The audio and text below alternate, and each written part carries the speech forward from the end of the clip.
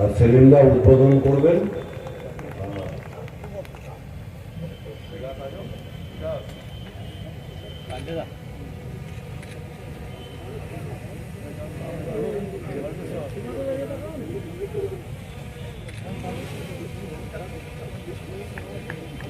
পত্রিকা এর পরে যে পত্রিকাটি উদ্বোধন হবে যে প্রভাত সাহিত্য পত্রিকা, প্রগত সাহিত্য পত্রিকার নির্বাচনী শুভেচ্ছা।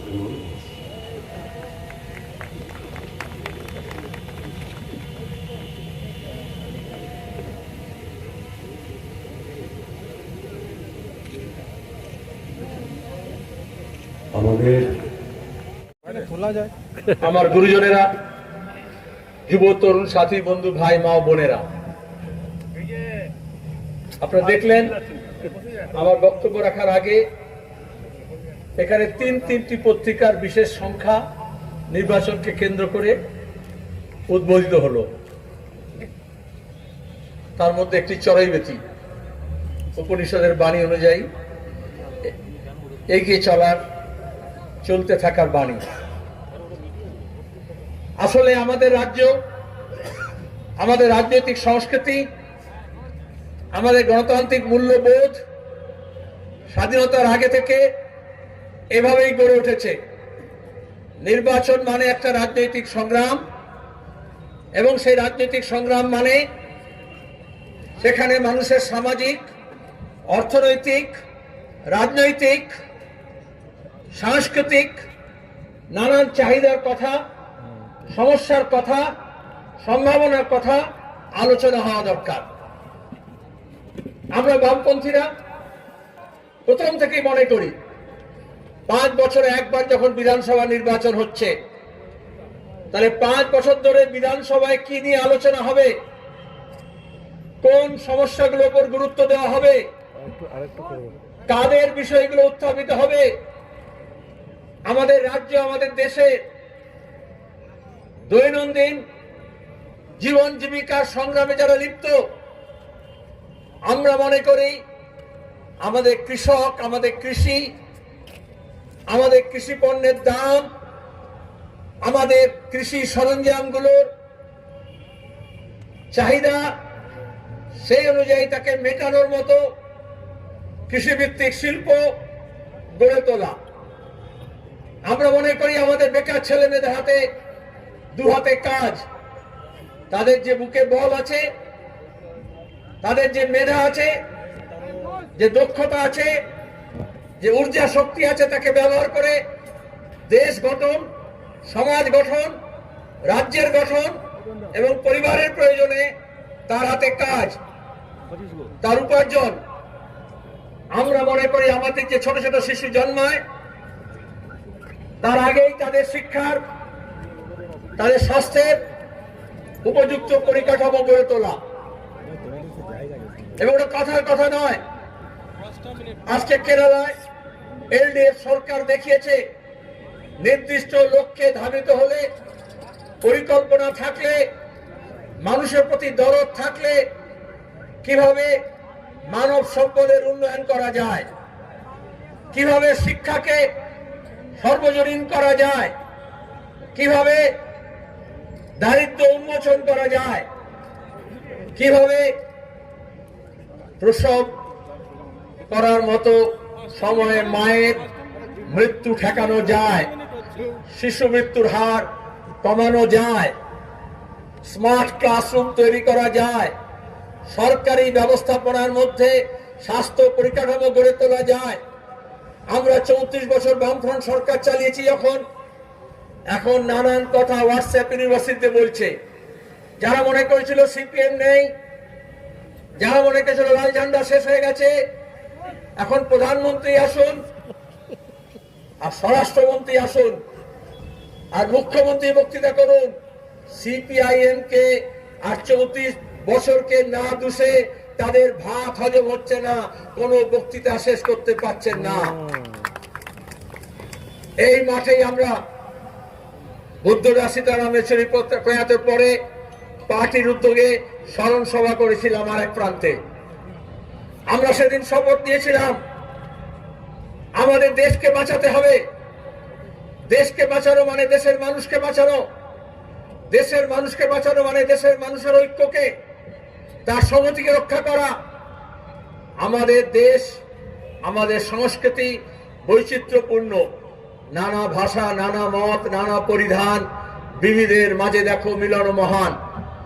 ইংরেজ সাম্রাজ্যবাদের বিরুদ্ধে যখন সহিংস পথে, অহিংস পথে লড়াই হচ্ছিল, আমরা তখন এই বিভিন্ন জনগোষ্ঠী, বিভিন্ন ভাষা গোষ্ঠী, বিভিন্ন ধর্মীয় গোষ্ঠী, তারা এক কাট্টা হয়েছিল সাম্রাজ্যবাদের বিরুদ্ধে। তাদের একটা স্বপ্ন ছিল, দেশ স্বাধীন হওয়া মানে শুধুমাত্র স্বাধীনতা মানে গোরা সাহেব যাবে আর কালো সাহেব আসবে তা। কারখানা, ব্যবসা বাণিজ্য, কৃষি, খনিজ সম্পদ, খনিজ তেল সবই তুলে দিচ্ছে। দেশপ্রেম মানে বিজেপি নতুন করে শেখাচ্ছে হিন্দুর মানে মুসলমানের ঘৃণা, আর মুসলমানের মননের মধ্যে হিন্দুর ঘৃণা। এটা কখনো দেশপ্রেম হতে পারে না। দেশ মানে শুধুমাত্র একটা ম্যাপ নয়, দেশ মানে দেশের নানান জনগোষ্ঠী। তাহলে আমরা যখন বলেছিলাম নানা ভাষা, নানা মত, নানা পরিধান, বিবিধের মাঝে দেখো মিলন মহান, আজকে সেই মানুষের পোশাক, সেই মানুষের খোরাক, সেই মানুষের মুখের বুলি, সেই নিয়ে বিভেদ তৈরি করা হচ্ছে। জ্যোতি বসু প্রথম থেকেই বলেছিলেন ধর্মের সঙ্গে রাজনীতিকে জুড়বেন না, ধর্ম নিজের জায়গায় থাক। আজকে ধর্মাশ্রিত রাজনীতি গোটা দেশকে যেভাবে ধর্ম সর্বনাশের পথে নিয়ে গেছে, আমাদের বাংলায়ও এত সহজ ছিল না। 90-এর দশকে যখন মন্দির মসজিদের রাজনীতি হচ্ছে, পশ্চিমবঙ্গে বামফ্রন্ট সরকার, আমরা দেখেছিলাম সেই ইন্দিরা গান্ধী হত্যার পরে শিখ নিধনযজ্ঞ হোক আর 365টা জেলায় কারফিউ হোক, পশ্চিমবঙ্গে বামপন্থীরা মানুষের সঙ্গে মানুষের সেতু বন্ধন করতে পেরেছিলেন। সরকার ছিল নিরপেক্ষ, ধর্মের সঙ্গে সরকারের কোনো সম্পর্ক ছিল না। অনেকে মনে করলেন এই পোড়া দেশে কিছু হচ্ছে না, একটু ধর্ম, কর্ম, ভজন, কীর্তন, জলসা হলে বোধহয় ভালো কিছু হবে, ধর্ম ধর্মের জায়গায় থাক। আমরা বাংলাদেশে দেখলাম ধর্মাশ্রিত রাজনীতি, দক্ষিণ পন্থার উত্থান, মৌলবাদের জাঁকজমক মানে কি, কিভাবে সংখ্যালঘুদের উপর অত্যাচার নেমে আসে, কিভাবে গণতান্ত্রিক ধর্মনিরপেক্ষ প্রজাতন্ত্র বাংলাদেশ ধ্বংসের মুখোমুখি দাঁড়িয়ে গেল। নেয়াত এখন ভোট হয়ে গেল, খুব ভালো কিছু হয়েছে তা নয়, কিন্তু মুক্তিযুদ্ধের ধারা বহন করে তারা অন্তত গণতান্ত্রিক ধর্মনিরপেক্ষ প্রজাতন্ত্রকে রক্ষা করতে পেরেছে। এবং আজকে বিজেপি তৃণমূল যে তন্ত্র তৈরি করেছে, সেখানে গরিব মানুষ, মধ্যবিত্ত মানুষ, নিম্নবিত্ত মানুষের নাভিশ্বাস উঠছে। একটা থানা থেকে, একটা পুরসভা দপ্তর থেকে, একটা পঞ্চায়েত থেকে সর্বোচ্চ পর্যায়ে পর্যন্ত মানুষের কোনো শুনানি নেই। কে কত কালো টাকা খরচ করবে সে তখন সেখান থেকে সিদ্ধান্তকে কিনে নেবে। তাহলে পিপলস রিপ্রেজেন্টেটিভ ফেল করলে এক্সিকিউটিভরা পাওয়ারফুল হয়ে যায়। মমতা দেখতেন না, প্রশাসনিক বৈঠক করছে, সরাসরি বলছে এসএমএস করে আমি ভিডিওকে চালাচ্ছি, ডিএমকে চালাচ্ছি, থানার আইসিকে চালাচ্ছি। তাহলে যারা তৃণমূলের, যারা বিজেপির নির্বাচিত প্রতিনিধি, তাদের কোনো মানে থাকে না। আর এই জন্য দেখবেন মমতা ব্যানার্জি বিজেপি থেকে নিয়ে এসে দিল্লি, মুম্বাই থেকে নিয়ে এসে এমপি করে দিচ্ছেন, কখনো দার্জিলিং থেকে নিয়ে এসে বিজেপি এখানে এমপি করে দিচ্ছে, কখনো বাবুল সুপ্রিয়, সত্যবন সিনহাকে বিজেপি থেকে নিয়ে এসে তৃণমূল এমপি করে দিচ্ছে। আর পুলিশের আর সিভিল সার্ভিসের আইএস আইপিএস কে, মানে খবরের কাগজের মালিককে, টেলিভিশনের চ্যানেল মালিককে এমপি করে পাঠিয়ে দেওয়া হচ্ছে।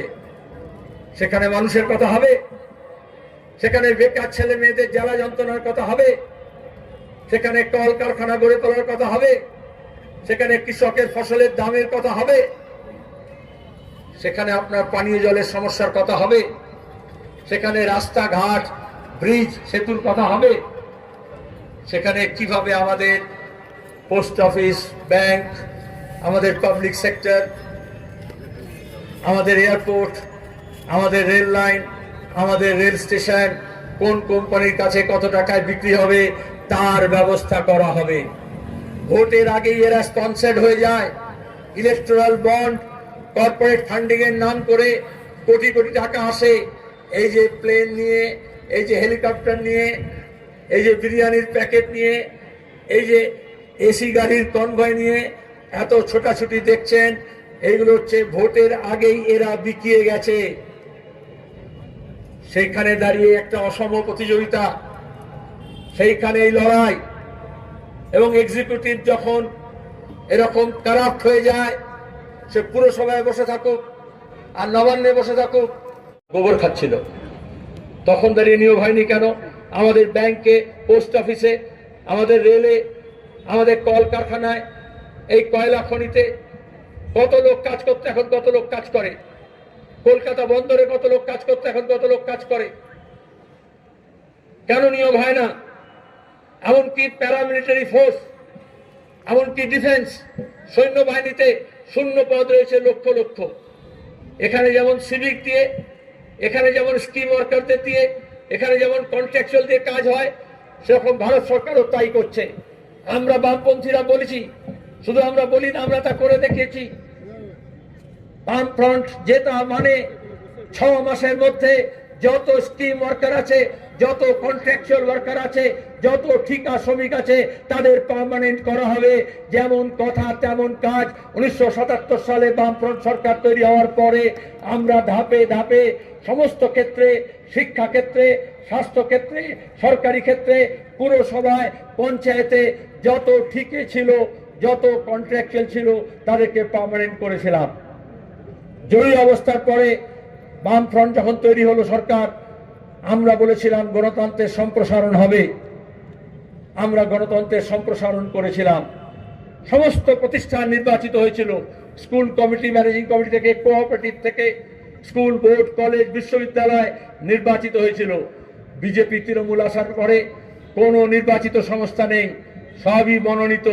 একটা কোঅপারেটিভ নির্বাচনও দুর্নীতি করে, জুলুম করে, মস্তানি করে, পুলিশকে ব্যবহার করে, আপনাদের দুর্গাপুরও সাক্ষী আছে কিভাবে তারা মানুষের অধিকার কেড়ে নেয়। তাহলে গণতান্ত্রিক অধিকার